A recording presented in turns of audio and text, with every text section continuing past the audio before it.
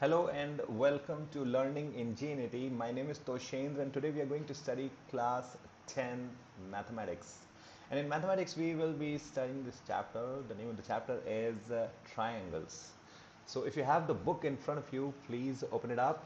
The name of the chapter is triangles. Also, I would recommend that you keep a pen and a paper handy so that in case if you need to draw or write something, you should have it with you.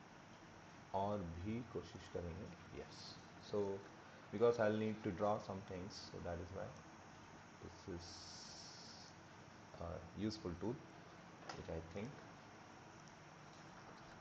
we'll be using today.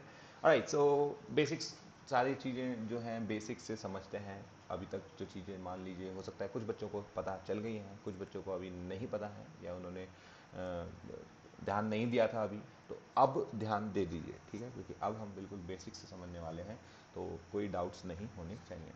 क्योंकि अगर basics नहीं होंगे, अगर basics से idea नहीं होंगे आपको, तो बिल्कुल भी आप आगे नहीं समझ पाएंगे, आगे क्वेश्चन आंसर्स करने में दिक्कत आ सकती है. चलिए तो देखते हैं. सबसे पहले बात हो रही है सिमिलर पॉलीगन्स क्या होते हैं. ठीक है, तो ट्राइंगल्स क्या होते हैं सबसे पहले ये बात करते हैं. ट्राइंगल्स से ही स्टार्ट करते हैं. तो ट्राइंगल्स क्या होते हैं? ट्राइंगल्स ऐसे ऐसे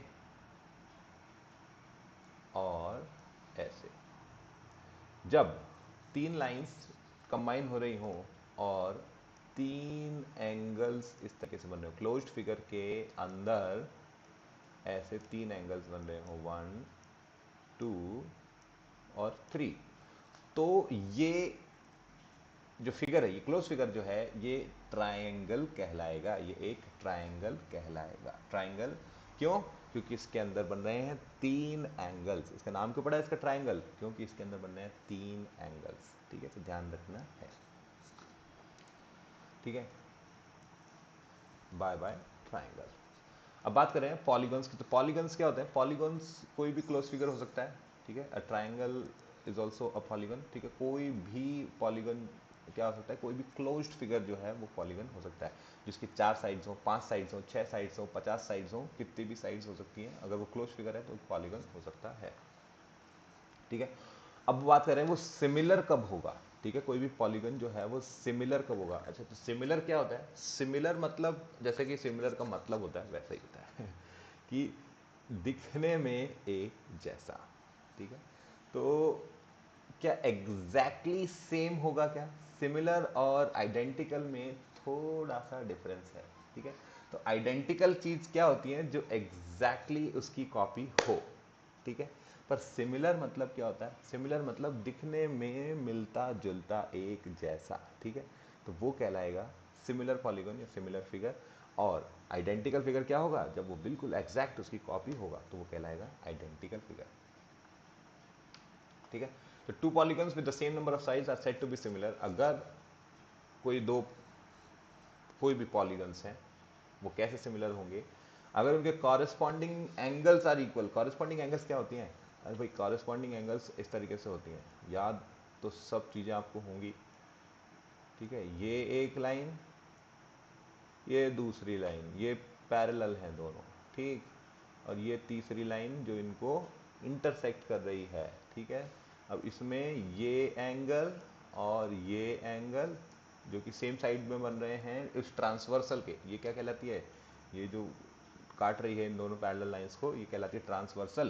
तो ट्रांसवर्सल जो है वो बना रही है इस तरीके का फिगर, और इस पे ये कॉरेस्पॉन्डिंग एंगल से जो मैंने मार्क किए हुए हैं. ठीक है, तो एंगल इसको 1 मान लो, ये एंगल 2 है, तो एंगल 1 और 2 क्या है? ये एंगल 1 और 2 जो है वो कहलाएंगे कॉरेस्पॉन्डिंग एंगल्स. ठीक, और कॉरेस्पॉन्डिंग एंगल्स अगर किसी भी दो पॉलीगन फिगर में, अगर कॉरेस्पॉन्डिंग एंगल्स क्या होते हैं? तो जैसे इस केस में कॉरेस्पॉन्डिंग एंगल्स क्या थे? तो दो पैरेलल लाइंस हैं और वो दो पैरेलल लाइंस के सेम साइड वाले एंगल्स. ठीक है, वो जो ट्रांसवर्सल के सेम साइड में एंगल्स जो बन रहे हैं वो इक्वल है. किसी भी पॉलीगॉन में अगर सेम साइड वाले एंगल्स इक्वल हैं तो उनको कॉरेस्पॉन्डिंग एंगल्स बोले जाएंगे. ठीक है, सेम साइड वाले एंगल्स क्या कहलाएंगे? Corresponding angles. जैसे कि अपन ये देख लेते हैं एक और फिगर. तो जैसे ट्राइंगल के अंदर कॉरेस्पॉन्डिंग एंगल्स कैसे पता लगाएंगे, चलिए देखते हैं. तो एक ये ट्राइंगल है. ठीक है, अरे ये इसके साथ में ऐसे कंबाइन,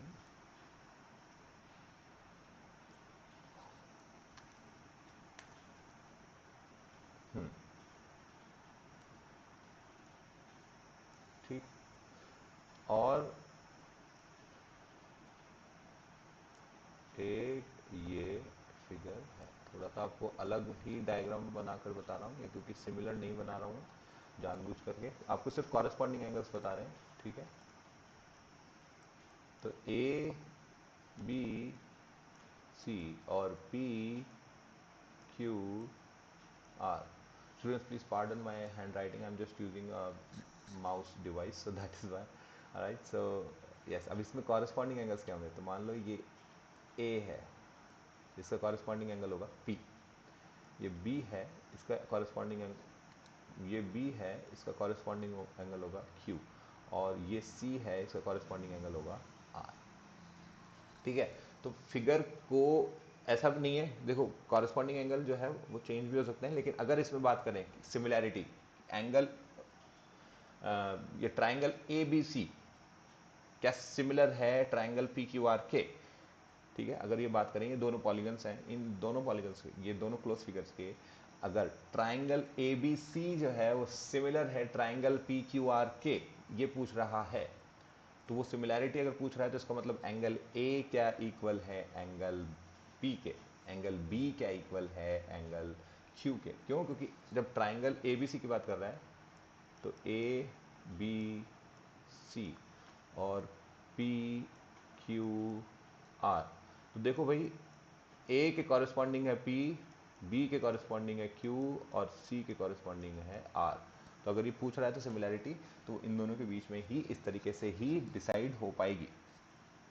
अगर नहीं है, मान लो ए जो है वो आर के इक्वल है, तो वो कॉरेस्पॉन्डिंग एंगल है क्या? नहीं।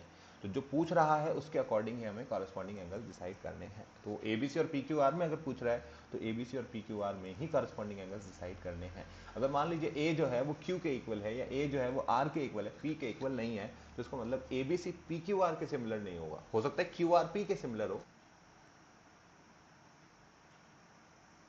और इसको ऐसे बना लिया, ठीक है। ध्यान रहे, अब बात कर रहे हैं A B C P Q R, ठीक है।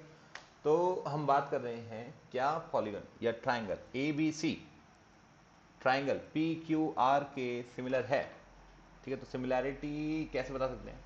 तो वो बात हो रही है कि अगर उसकी कॉरेस्पॉन्डिंग साइड्स, तो वापस से लिख लो A B C P Q R, corresponding side क्या होंगी?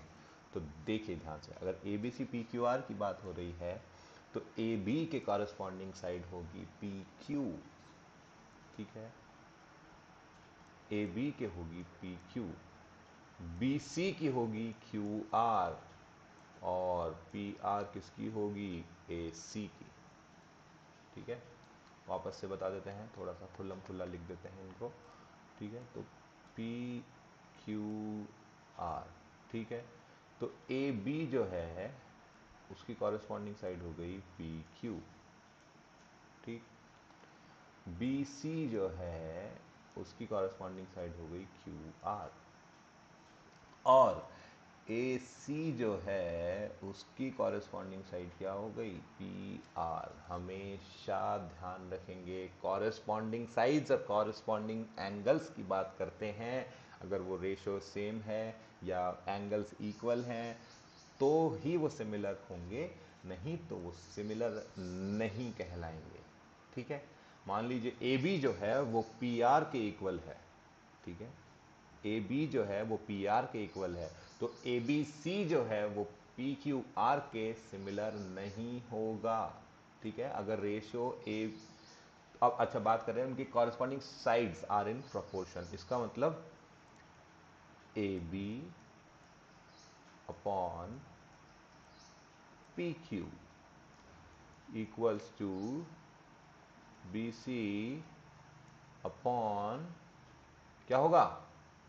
क्यू आर, और equals to A C upon क्या होगा? पी आर, ठीक है। अगर ये है तब जाकर के आप कह सकते हैं। ठीक है, अच्छा ये दिख नहीं रहा है आपको, ठीक है अभी दिख रहा है, अभी दिख रहा है, पी लिखा है स्टूडेंट्स ये, ठीक है।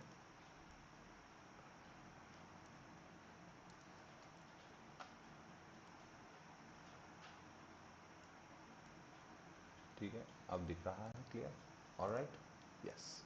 तो ये पी क्यू आर जो है ये सिमिलर होगा कि नहीं होगा एबीसी का, ये इसके लिए क्या कंडीशन है, तो कंडीशन है ये है कि A B upon P Q must be equals to B C upon Q R must be equal to A C upon P R, so their corresponding sides should be in equal ratio, और the ratio of their corresponding sides should be equal, और they should be in equal proportion, तीनों बात एक ही है। ठीक है, कि उनको जब एक दूसरे से डिवाइड करेंगे तो जो वैल्यू आएगी वो दूसरे कॉरेस्पॉन्डिंग साइड्स को जब डिवाइड करेंगे उस वैल्यू के इक्वल होना चाहिए। चलिए, तो इसको समझने के लिए यहीं की यहीं एक क्वेश्चन कर लेते हैं। मान लीजिए ये है 10, ये है 6 और ये है 4, ये है 5, ये है 3 और ये है 2। तो अब आपको बताना है क्या ये रेशो, क्या ये इक्वल हैं, क्या ये सिमिलर हैं, क्या ये साइड सिमिलर हैं, ये आपको बताना है। चलिए तो देख लेते हैं। A B upon P Q, A B upon P Q यहां लिख देते हैं 10 अपॉन, ये अगर इक्वल हो जाता है B C upon Q R के, तो इसका मतलब B C upon Q R और A C upon P R के इक्वल हो जाता है, इसका मतलब कि ये सिमिलर ट्राइंगल्स हैं। तो B C upon Q R क्या है, B C upon Q R is 6 upon 3, ठीक। और अगर ये इक्वल हो जाता है इसके A C upon P R के, तो A C upon P R is 4 upon 2, ठीक है। I am getting use to this writing with mouse now, right, अब तो ठीक है, प्रैक्टिस भी हो रही है। ऑलराइट, तो अगर ये वैल्यू सेम आ जाती हैं, इक्वल आ जाती हैं, तो देन दे आर सिमिलर। तो यहाँ क्या वैल्यू आ रही है, यहाँ वैल्यू आ रही है 2, ठीक है। यहाँ क्या वैल्यू आ रही है, यहाँ भी वैल्यू आ रही है 2, और यहाँ क्या वैल्यू आ रही है, यहाँ भी वैल्यू आ रही है 2। इसका मतलब क्या हुआ, ये दोनों ट्राइंगल्स सिमिलर हैं, ठीक है। अब ये तो हमको पता चल गया ये सिमिलर हैं।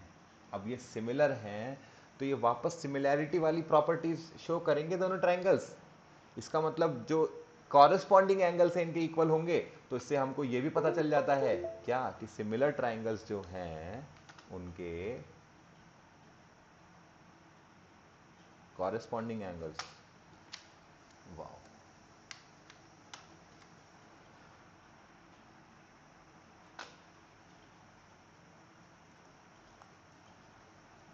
वाह students, hardware defect, the mouse has stopped working, I believe it has gone through a lot of clicks, let me try and do it with the touchpad now। ठीक है, तो एंगल ए जो है, no this is ridiculous, okay, are you working now, yes it is. तो angle A क्या equal होगा, angle P के equal होगा। क्यों, क्योंकि हमने निकाल लिया कि triangle A B C, triangle A B C जो है सिमिलर है ट्राइंगल पी क्यू आर के, ठीक है, यस। तो एंगल ए जो है वो एंगल पी जो है वो एंगल क्यू के इक्वल होगा, और एंगल सी जो है वो एंगल आर के इक्वल होगा। ये हमने पता लगा लिया, ठीक है। अब हम आ जाते हैं इधर, ठीक है। अब बहुत ही एक जरूरी चीज आ जाती है, that is basic proportionality theorem, short form में हम बोलते हैं, ठीक है, BPT, ठीक। बीपीटी। तो बेसिक प्रोपोर्शनैलिटी थ्योरम या थेल्स थ्योरम या बीपीटी क्या होती है? तो उसके लिए सबसे पहले तो हमें क्या चाहिए, हमें साफ बोर्ड चाहिए। ठीक है, चलिए तो अब देखते हैं क्या बात कर रहे हैं। समझेंगे पहले तो स्टेटमेंट क्या है। Statement says if a line is drawn parallel to one side of a triangle intersecting the other two sides, then it divides the two sides in the same ratio। अब आपको ड्राइंग करके और बता देते हैं कि क्या बीपीटी जो है या थेल्स थ्योरम जो है, थेल्स बाबा ने क्या बताया। तो उन्होंने बताया, देखो ये ट्राइंगल है, मान लेते हैं ये ट्राइंगल है, ठीक है, अभी प्रूव भी कर लेंगे इसको, ठीक है। और ये ट्राइंगल को, ठीक है, ये दो साइड, तीन साइड्स हैं, एक ए बी साइड है, ए बी सी ट्राइंगल है तो एक ए बी साइड है, एक ए सी साइड है और एक बी सी साइड है। अब इसमें बात कर रहे हैं कि अगर किसी भी ट्राइंगल में, ये तो आप पता ही था ऑलरेडी, ठीक है, तो ये देखो ये पैरेलल है तो ये कॉरेस्पॉन्डिंग एंगल हुए क्या, ये पैरेलल है तो ये कॉरेस्पॉन्डिंग एंगल हुए क्या,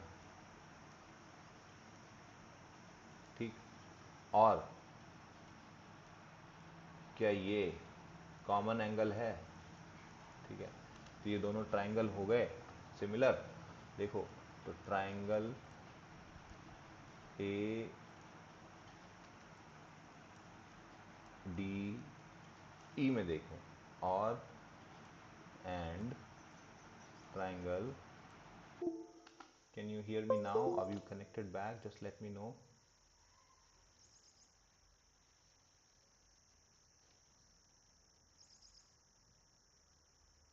If you can hear my voice and if you can see me, please let me know. I believe we got disconnected due to power failure. Now I'll be using the mobile internet connection, but I don't know how smoothly will it work. If you can hear my voice, if you can see me, you can let me know. Just provide me a confirmation in the chat window.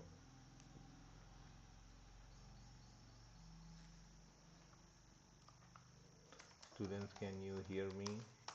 The chat window. If you can hear my voice, please type in the chat window.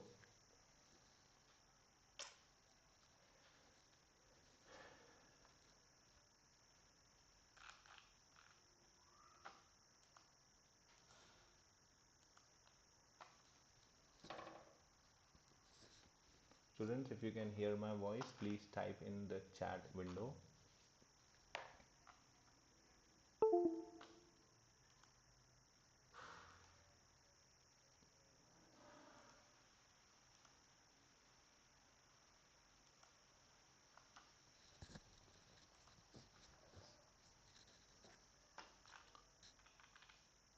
All right, well,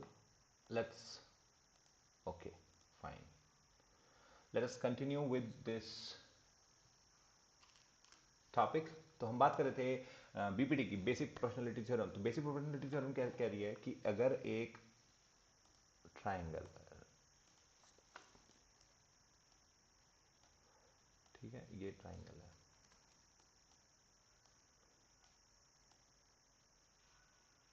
ठीक है, इसके parallel एक line ऐसे बनाई है, ठीक है,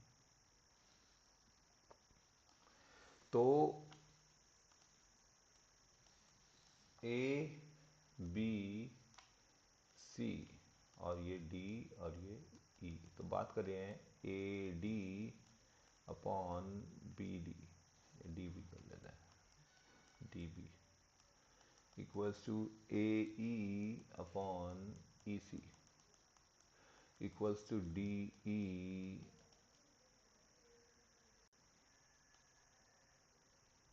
upon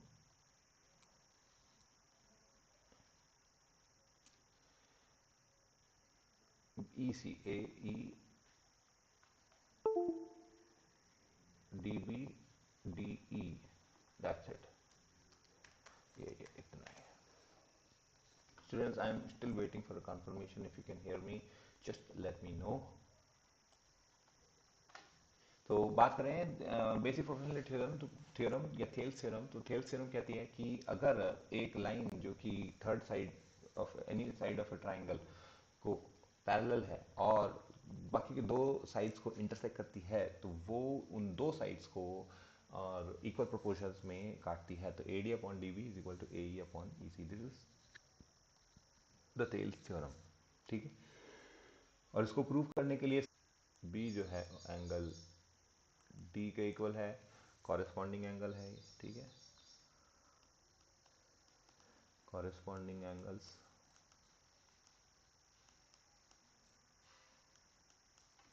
ठीक है, और ये क्या है, ये क्या है, कॉमन, तो ये कॉमन एंगल है दोनों ट्राइंगल्स का, ठीक है, और एंगल E जो है वो एंगल C के इक्वल है, तो angle C is equal to angle E, और ये कॉरेस्पॉन्डिंग एंगल्स है, ठीक है, ये भी कॉरेस्पॉन्डिंग एंगल्स हैं। अब बात हो रही है कि तो अब ये सिमिलर हो गए, जिसका मतलब ट्राइंगल ए बी सी जो है वो सिमिलर है ट्राइंगल ए डी ई के। इसका मतलब क्या निकल कर क्या आ रहा है, ए बी, क्योंकि सिमिलर हैं, तो सिमिलर हैं तो इसका मतलब उनके जो साइड्स हैं वो इक्वल रेशो में है, इक्वल प्रोपोर्शंस में है, A B upon A D is equals to B C upon D E is equals to A C upon A, ठीक है, देख लो इस तरीके से ही आएगा, ठीक। अब आप क्या कीजिए, इसके अंदर सिंपली आप वो लगा दीजिए,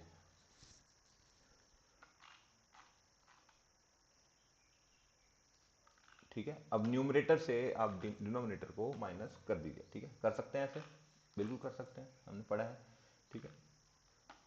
तो अब क्या क्या करना है आपको, जैसे मान लीजिए A B upon A D और ये इक्वल है ए सी अपॉन ए ई के, ठीक है, तो न्यूमरेटर जो है दोनों, न्यूमरेटर से दोनों के डिनोमिनेटर को माइनस कर दीजिए, ठीक है, या इनको एक काम कीजिए, रेसिप्रोकल कर दीजिए, ठीक है, रेसिप्रोकल कैसे करेंगे, तो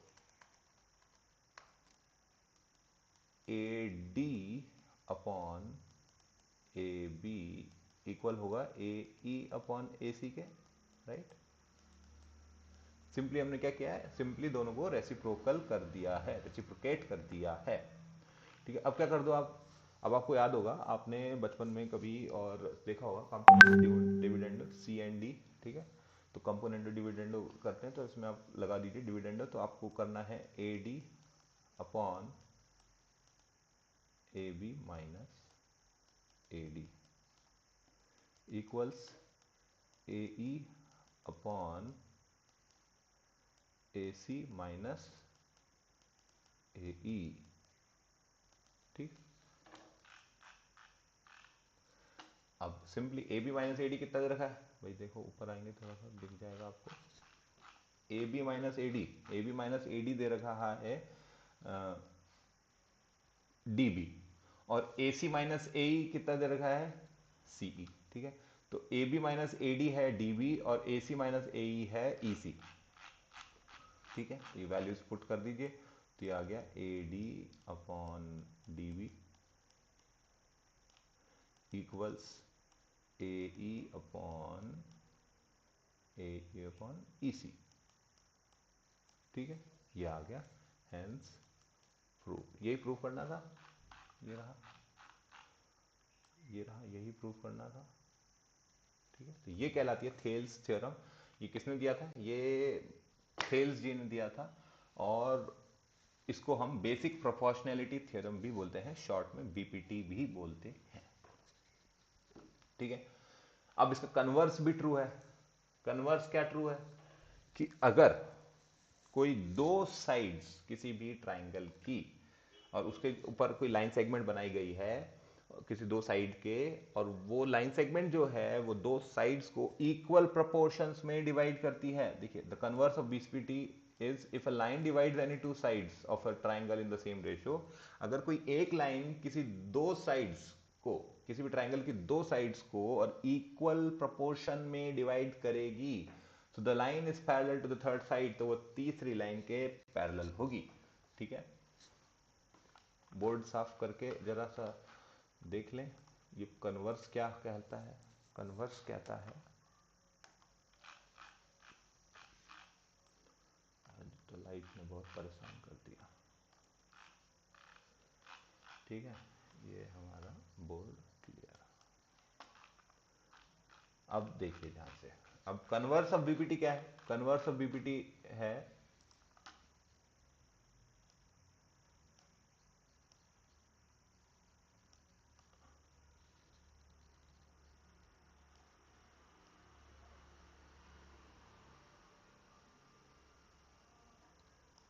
ठीक है, कन्वर्स ऑफ बीपीटी क्या कह रही है कि ये बनाया हमने एक ट्राइंगल और इस ट्राइंगल के ऊपर अगर कोई लाइन जो है इंटरसेक्ट कर रही है, किस तरीके से इंटरसेक्ट कर रही है, इफ ये देखिए ये ए बी सी डी और ई, तो if A D upon D B equals A E upon E C, ठीक है, अगर कोई लाइन इंटरसेक्ट करती है two lines of a triangle in such a way that they divide both the lines in equal ratios, और equal ratios मतलब A D upon D B equal to A upon E C, इस तरीके से divide करेगी, तो इसका मतलब D E जो है भैया वो पैरेलल है बी सी के। इसका मतलब ये कहलाती कन्वर्स ऑफ पीपीटी।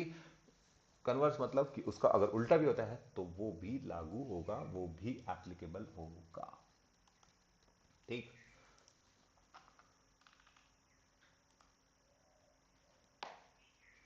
क्या समझ में आया? समझ में आया तो लिख करके मेरे को एक बार कंफर्मेशन दे दीजिए समझ में आ गई है बीपीटी क्या चीज होती है। अगर बीपीटी समझ में आ गई है तो बहुत अच्छी बात है। देखिए बहुत ही इंपॉर्टेंट है ये।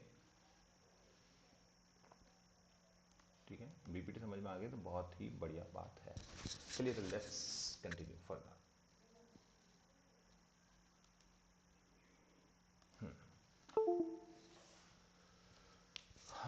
अब बात कर रहे हैं क्राइटेरिया ऑफ सिमिलैरिटी।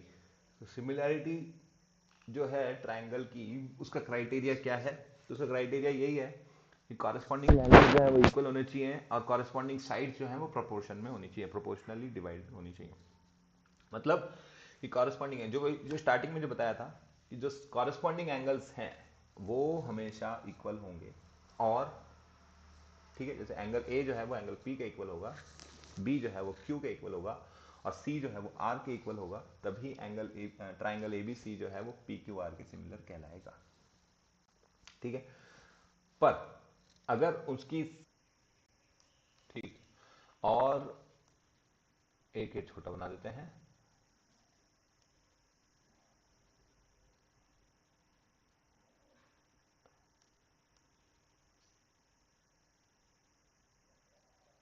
ठीक, तो ये दो ट्राइंगल्स हैं, इस ट्राइंगल्स के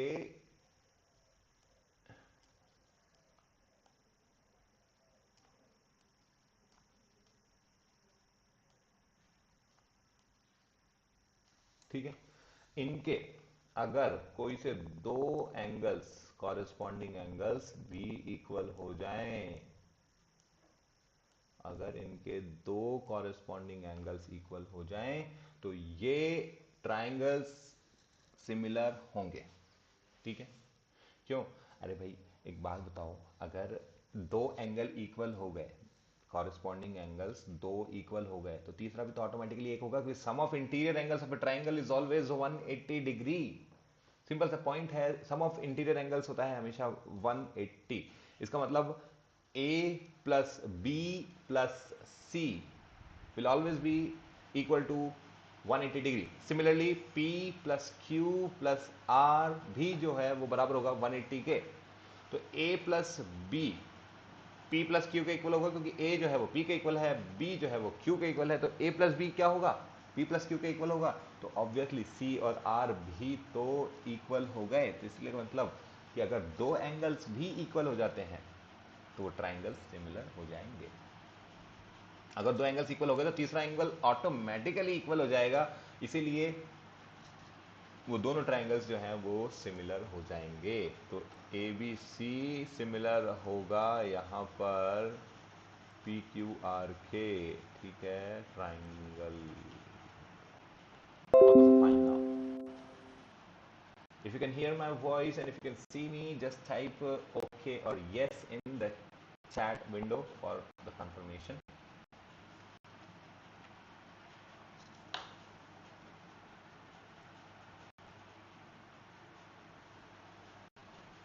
Just for the confirmation, if you can see me and if you can hear me, just let me know.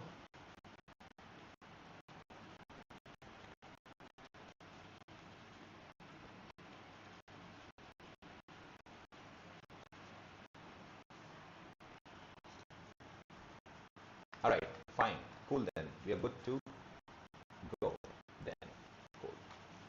All right, तो हम पढ़ रहे थे सिमिलैरिटी क्राइटेरिया। सिमिलैरिटी क्राइटेरिया में हमने सबसे पहले देखा कि अगर दो कॉरेस्पॉन्डिंग एंगल्स इक्वल हो जाते हैं, किसी भी दो ट्राइंगल्स के कॉरेस्पॉन्डिंग दो एंगल्स इक्वल हो जाते हैं, तो वो दोनों ट्राइंगल्स सिमिलर होंगे। ये अभी हमने देखा, ये हमने समझा, ठीक।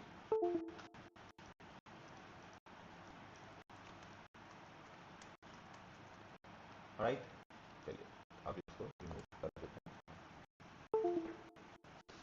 नेक्स्ट बात करें, if two angles of one triangle are respectively equal to two angles of another triangle, ठीक है, ये बात थी। तो थर्ड एंगल नेसेसरीली इक्वल, ठीक है, तो ऑटोमेटिकली तीसरा एंगल भी इक्वल हो जाएगा, क्योंकि सम ऑफ एंगल्स क्या होता है, sum of three angles is always 180 degree. Next, तो ये हमारा था ए क्राइटेरिया। इस क्राइटेरिया को बोलेंगे सबसे पहला था ए ए ए ए या फिर ट्रिपल ए। क्यों? क्योंकि तीसरा एंगल तो ऑटोमेटिकली इक्वल हो जाएगा ही।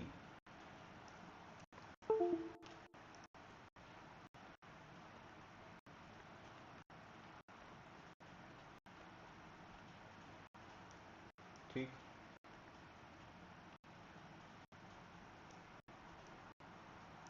ऑलराइट।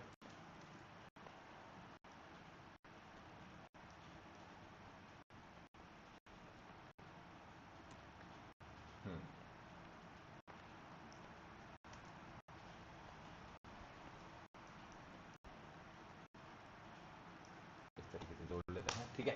तो अब बात कर रहे हैं हम नेक्स्ट क्राइटेरिया की, जो कि है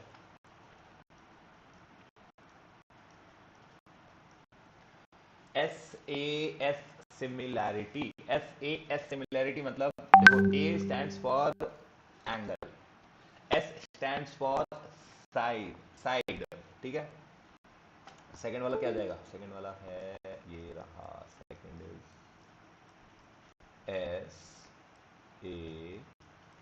SAS। अगर, ठीक है, ध्यान से समझेंगे, अगर कोई भी दो sides, corresponding sides of two triangles, ठीक है, if the corresponding sides of two triangles are in proportion or are in equal ratio, or if they have same ratio, and if the angle between both the sides, the corresponding angles between both the sides, ठीक है, corresponding sides जो हैं उनके बीच में corresponding angles एक एक होगा, ठीक है। जैसे कि हम बात करें यहाँ पर, तो एंगल ए, और एंगल P, ठीक है। अब इसकी कॉरेस्पॉन्डिंग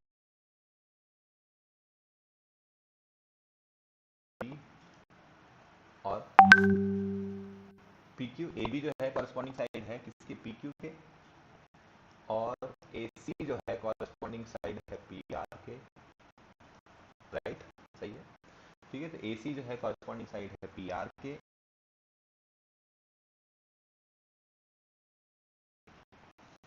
अब ये बताओ यहां पर AB और AC के बीच में जो एंगल है, इन दोनों साइड्स के बीच में जो एंगल बन रहा है वो कौन सा है, वो एंगल A है।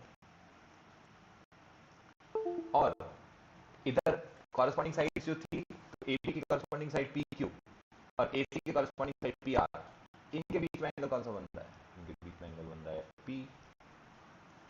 तो अगर ये एंगल्स इक्वल हो जाए और साइड जो है वो इक्वल रेशियो में हो, तो ही ट्राइंगल्स जो है वो दोनों सिमिलर होंगे। देख लो ये क्या कहता है, if one angle of a triangle is equal to one angle of another triangle, ठीक है, जैसे एंगल ए एंगल पी के इक्वल है, एक एक एंगल दोनों के बराबर है, and the sides including these angles are in the same ratio, और साइड इंक्लूडिंग दीज मतलब A B upon P Q, वो बराबर है A C upon P R के, याद रखे कॉरेस्पॉन्डिंग साइड की मेंशन करनी है, and angle A, angle A क्यों, क्योंकि एंगल ए ही आ रहा है ए बी और ए सी के बीच में, बराबर है एंगल पी के, और एंगल पी क्यों, क्योंकि एंगल पी ही आ रहा है पी आर और पी क्यू के, ठीक है। तो फिर क्या होगा, ये दोनों सिमिलर होंगे, ठीक है, ये दोनों सिमिलर होंगे। Next, S S S similarity, ये तो आपको बता चुका हूं कि अगर एक कॉरेस्पॉन्डिंग साइड दूसरे कॉरेस्पॉन्डिंग साइड से रेशियो बना रही है, तो वो बाकी जो दूसरी कॉरेस्पॉन्डिंग साइड है उनके रेशियो के बराबर है। जैसे देख लेते हैं, if in two triangles sides of one triangle are proportional to the sides of another triangle, then the triangles are similar, ठीक है। तो दो ट्राइंगल्स कब सिमिलर होंगे, तो तीसरा पॉइंट देख लो, third is S S S, ठीक है। तो एस एस एस सिमिलैरिटी क्या कहती है, एस एस एस सिमिलैरिटी कहती है कि A B upon P Q अगर बराबर है A C upon P R, और बराबर है B C upon P Q के, ठीक है। तो ये दोनों ट्राइंगल्स, तो फिर ट्राइंगल्स ए बी सी को ट्राइंगल पी क्यू आर से सिमिलर होने के लिए कोई नहीं रोक सकता, फिर तो वो दोनों सिमिलर होकर के ही रहेंगे, ठीक है। तो ये बात कह रहे हैं, ठीक है। अब ये तो थी जनरल बातें इस चैप्टर की, जनरल बातें जो कि अभी जाननी जरूरी है, जो हमारे आगे क्वेश्चंस के लिए काम में आएंगी, जो बोर्ड में एग्जाम्स आएंगे तो वो इन्हीं बातों के ऊपर ही सवाल किए जाएंगे, ठीक है। तो ये चैप्टर की मेन चीजें हो गई, इंपॉर्टेंट बातें, ठीक है। तो हमने देखा कि ट्राइंगल्स जो है उनकी सिमिलैरिटी क्या होती है, ठीक है।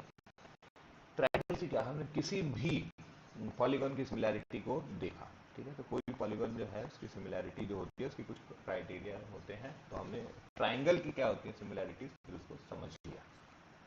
हमने थेल्स थ्योरम, बीपीटी जिसको बोलते हैं या बेसिक प्रोपोर्शनैलिटी थ्योरम बोलते हैं, उसे समझा और उसके कन्वर्स को भी डिराइव किया, उसके कन्वर्स को भी समझा, ठीक है।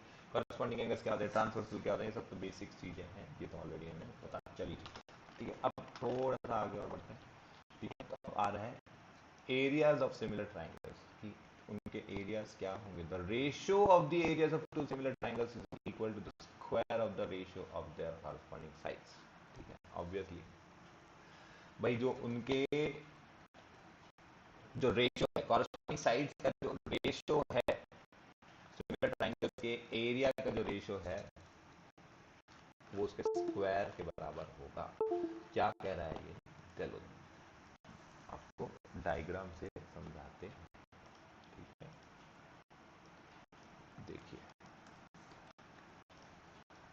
ये एक ट्राइंगल,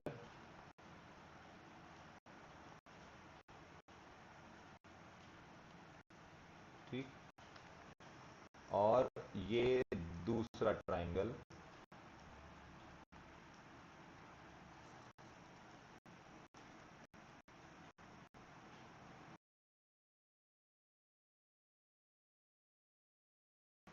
ठीक, अब 50 यूनिट्स,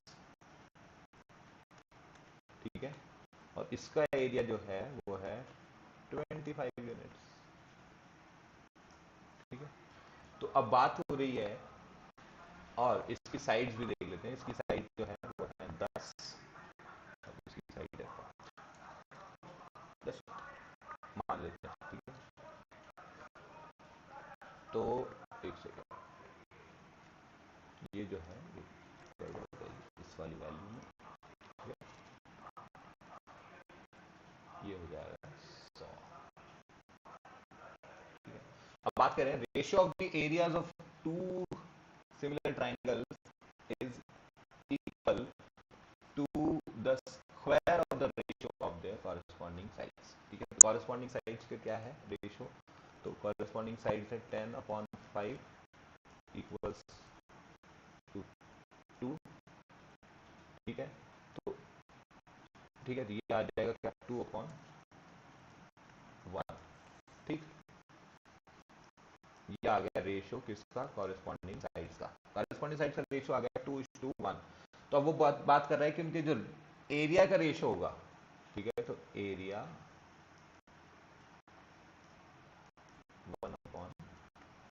1/एरिया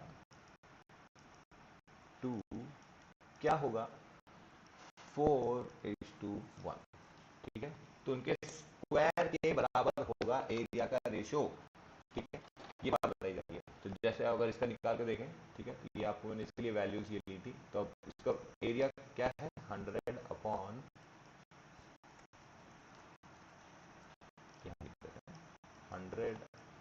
100/25, ठीक है। 100/25 से ये पता चल रहा है कि 4:1 रेशियो है किसका, दोनों के एरियाज का। तो दोनों के एरियाज का रेशियो अगर 4:1 है, तो उनकी जो साइड्स का जो रेशियो होगा वो क्या होगा 2:1, ठीक है। उनकी जो कॉरेस्पॉन्डिंग साइड जो है उसका रेशियो होगा 2:1, या फिर कॉरेस्पॉन्डिंग साइड का रेशियो जो है वो अगर है 3:1, ठीक है, तो एरिया का रेशियो क्या होगा 9:1, ठीक है। ये बात ओके। नेक्स्ट देखते हैं, the ratio of the areas of two similar triangles is equal to the square of the ratio of their corresponding medians, ठीक है। तो ratio of the areas of two similar triangles, तो इसके लिए वापस से हम डायग्राम बना लेते हैं, ठीक है। जो जो बात बोल रहा है उसको ऐसे ड्रॉ कर लेते हैं ताकि इजी रहे हो जाए सब, ठीक है।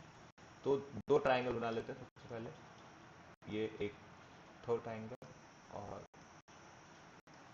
ये दो थर्ड ट्राइंगल, ठीक है। अब बात करें ratio of the, sorry, the ratio of the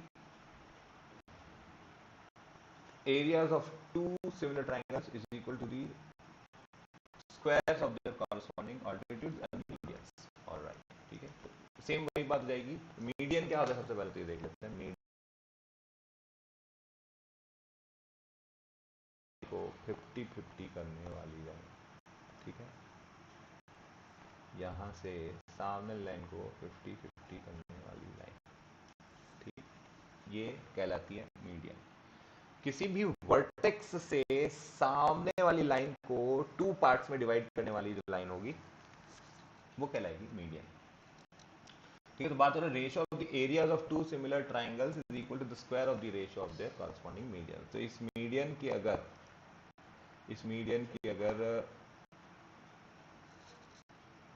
length है 4 और इस मीडियन की लेंथ है अगर 2, ठीक है, इसकी है 4 यूनिट्स, इसकी है 2 यूनिट्स, ठीक है। तो अब इनका रेशियो क्या है 4:2, ठीक है, ये आ रहा है 1, ये इसका रेशो आ रहा है मीडियंस का, ठीक है। तो उनके स्क्वायर के बराबर होगा एरिया का रेशो, तो इनका स्क्वायर कर लें तो स्क्वायर हो जाएगा 2/1 और स्क्वायर इक्वल्स टू 4:1। तो अगर मान लो इसका एरिया है इसका times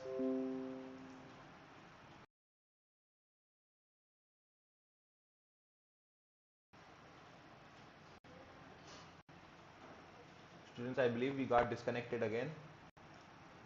The internet, I believe, fluctuates. The ratio of the areas.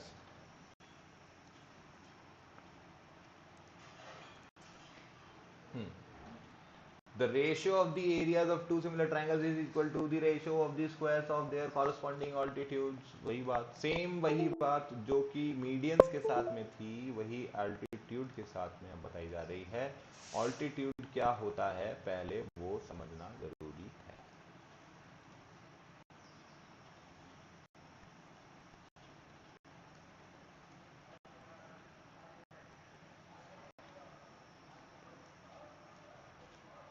ठीक, तो ऑल्टीट्यूड क्या है सबसे पहले वो समझना जरूरी है।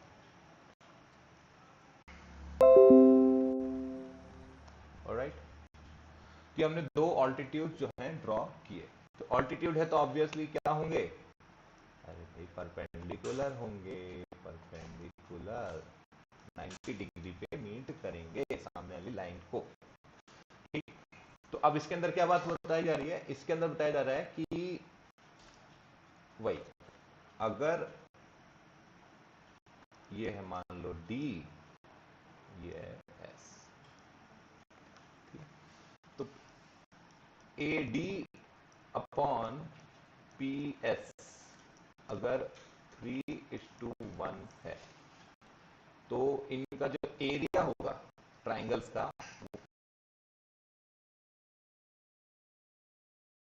the areas of the two is equal to the ratio of the squares of their corresponding altitudes। ठीक है, तो इनका जो स्क्वायर होगा 3:1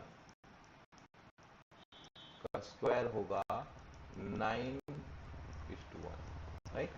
तो अगर इसका एरिया 10 यूनिट, ठीक है, इसका यूनिट अगर एरिया जो है, ठीक है, इसका एरिया इक्वल्स टू 10,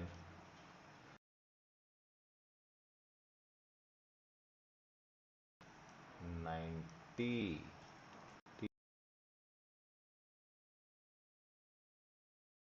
एरिया हो जाएगा 90, ठीक है। क्यों हो जाएगा भाई 90? क्यों? क्योंकि 9:1 रेशो में ये रहेंगे, क्योंकि इनके जो ऑल्टीट्यूड्स हैं वो 3:1 रेशो में हैं, तो उनका जो एरिया होगा वो ऑल्टीट्यूड के स्क्वायर के, ऑल्टीट्यूड के रेशो के स्क्वायर के फैक्टर्स में होगा, ठीक है, मल्टीप्लिकेशन में होगा। स्क्वायर टाइम्स क्या आ रहा है 9:1, तो अगर एक का एरिया 1 है तो दूसरे का एरिया 9 होगा, अगर एक का एरिया 10 है तो दूसरे का एरिया 90 होगा। ठीक है, समझ में आ रहा है? नेक्स्ट देखें, यस, नेक्स्ट क्या बात हो रही है, द रेशियो ऑफ दी, ये वही सिमिलरली एंगल बाइसेक्टर के साथ में भी यही होता है। एंगल बाइसेक्टर क्या होता है, एंगल बाइसेक्टर देखो, तो अभी सारी चीजें आज आपको बता ही देते हैं।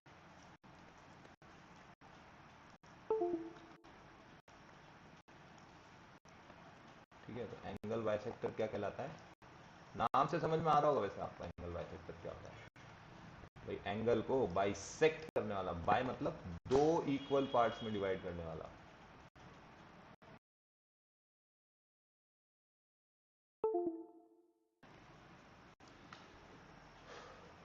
तो एंगल बाइसेक्टर के लिए वही डॉटेड लाइन ले लेते हैं, ठीक है। तो इसका एंगल बाइसेक्टर जो है वो इस तरीके से रहेगा, इसका भी एंगल बाइसेक्टर जो है वो इस तरीके से रहेगा। एंगल बाइसेक्टर क्या होता है, किसी भी एंगल को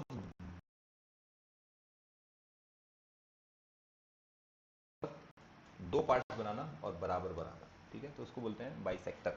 ठीक है, और एंगल बाइसेक्टर है तो एंगल को डिवाइड करने वाली लाइन जो है वो कहलाएगी एंगल बाइसेक्टर। तो एंगल बाइसेक्टर का नाम दे देते हैं हम ए और बी, और इसका नाम दे देते हैं पी और एस। ठीक है, तो क्योंकि एंगल बाइसेक्टर है तो ये एंगल जो है वो इस एंगल के इक्वल है, और ये एंगल जो है वो इस एंगल के इक्वल है। ठीक है, ध्यान रखेंगे इसका, एंगल बाइसेक्टर में एंगल को डिवाइड कर रहे हैं टू पार्ट्स में।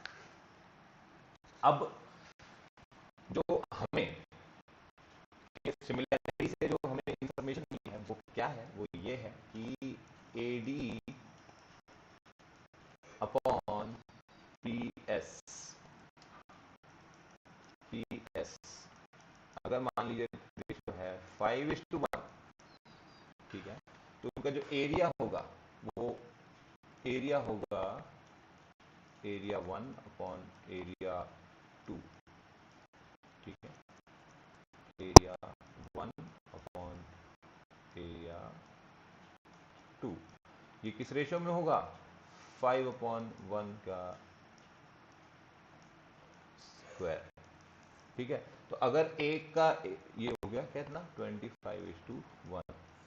ठीक है, अगर मान लीजिए इसका एरिया मान लीजिए 100 है, इज इक्वल्स टू 100 यूनिट्स। ठीक, और इसका एरिया क्या हो जाएगा, इसका एरिया हो जाएगा 4। क्यों, क्योंकि अगर न्यूमरेटर 100 है तो डिनोमिनेटर वुड बी 4। ठीक है, तो इसलिए क्योंकि एरिया का जो रेशियो होगा वो हमेशा एंगल बाइसेक्टर की लेंथ के जो रेशियो है उसके स्क्वायर के बराबर होगा। ठीक है, ये इंपॉर्टेंट पॉइंट्स जो कि अब आगे देख लेते हैं, इसको भी हटा देते हैं।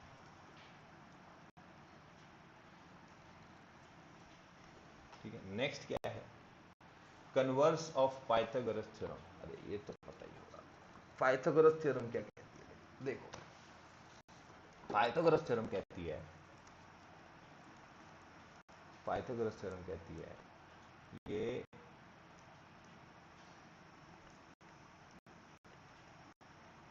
एक राइट एंगल ट्राइंगल मतलब, तो कन्वर्स की बात पॉइंट एम, तो एंगल एम क्या होगा, then angle M is 90 degree. ठीक है, इफ अगर ऐसा होता है तो if ln square is equal to lm square plus mn square, then angle m is equal to 90 degree. ठीक है,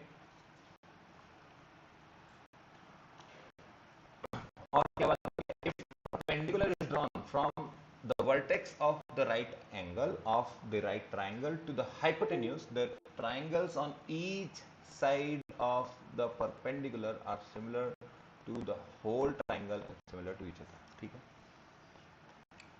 क्या बात हो रही है कि अगर इस वर्टेक्स से, देखो ध्यान से समझना, इंपॉर्टेंट है ये, तो हमने देख लिया पाइथागोरस क्या होती है। ठीक है, पाइथागोरस को अब इसको हटा सकते हैं, पाइथागोरस का कन्वर्स हमने देख लिया।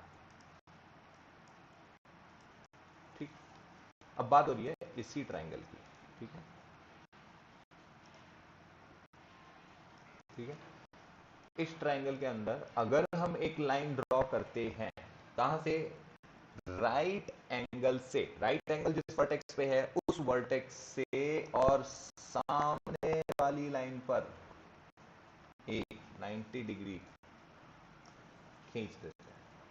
ठीक है, ध्यान से समझना इस चीज को, अगर राइट एंगल से उस ट्राइंगल के अंदर राइट एंगल से सामने लाइन पर, सामने, ठीक है, कैसे, तो देखो एंगल L जो है एंगल L के इक्वल है, बिल्कुल सही है, और एंगल O जो है वो एंगल M के इक्वल है क्या। ठीक है, कौन कौन से ट्राइंगल देख रहे हैं हम, देखो जरा, ट्राइंगल L M। ठीक है,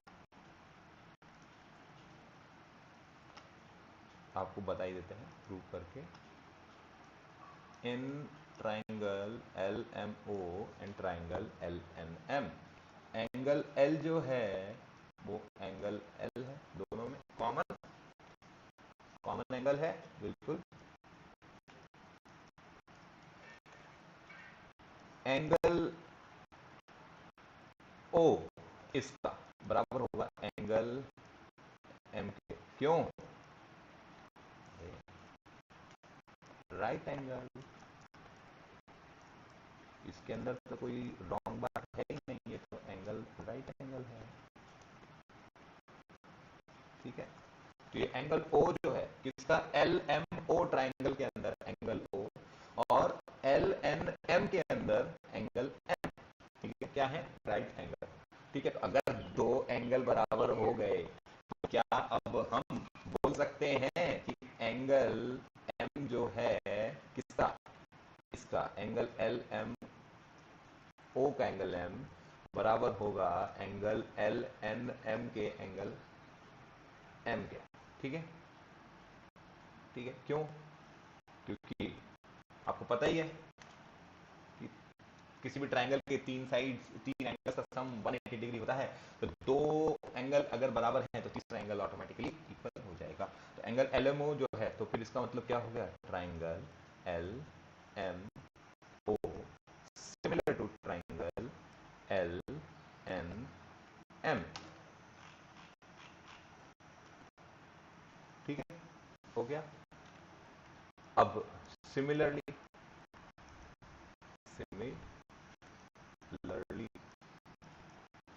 क्या दूसरा ट्राइंगल भी हो जाएगा क्या, angle N M O, triangle N M O similar हो जाएगा ट्राइंगल एन है एन एम ओ लिया है, ये हो जाएगा एन एल एम के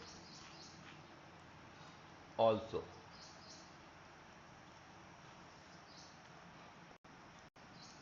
ठीक है, ये तो हो ही गए सिमिलर साथ साथ भाई, क्योंकि अब ये दोनों बड़े वाले ट्राइंगल के सिमिलर है। बड़ा वाला ट्राइंगल जो है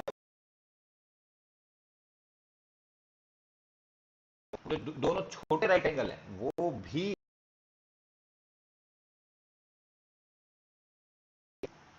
एल एम ओ, ये कौन सा, ये ऊपर वाला ये वाला ट्राइंगल। ठीक है, एल एम ओ वो सिमिलर हो जाएगा किसके, एन ओ और एन एम ओ के। ठीक है, इस वाले के N M O triangle N M O. ठीक है, चलिए नया बना देते हैं क्योंकि फ्रेश काम हो जाएगा। ठीक है, ये देखिए,